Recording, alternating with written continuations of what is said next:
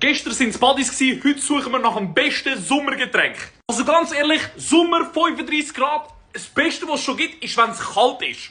Und ich weiss auch nicht, was es psychologisch bei mir auslöst. Wenn ich ein Getränk sehe, das so, kennt das, wie so bei Werbungen, so das Wassertröpfchen so langsam abtröpfeln von der Flasche. Ich weiss nicht, im Sommer, ich breche. Wirklich, das ist, da muss ich nicht ansäckeln, muss das kaufen. Also ich bin ehrlich, so kaltes Wasser ist irgendwo ganz, ganz weit oben. Dann als nächstes, ja, ich bin Red Bull Trinker, kein Kaffeetrinker, ist irgendwo ein kaltes Red Bull oder so. Schreibt in die Kommentare, was für euch das beste Sommergetränk ist. Eins, wo ihr dran vorbeilauft, ihr schaut es so an. Und das Getränk schaut euch an und macht euch Liebesaugen. Und ihr könnt halt nicht Nein sagen zu dem Getränk. Wisst ihr, was ich meine? Vielleicht gibt es ja da ein paar Getränke, die ich dann noch ausprobieren kann. Kann man das mit dem Buddy irgendwie mixen.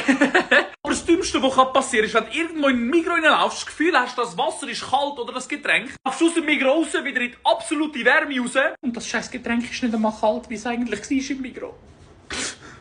Ich schwöre, am liebsten in so einem Moment, ich würde umdrehen und nochmal ein neues kaufen. Oder zumindest irgendwie so ein Umtausch oder so. Bitte, bitte gib mir Umtausch. Nein, ich will ein kaltes Getränk. Nein, ich gehe nicht raus nochmal in die Hitze ohne kaltes Getränk.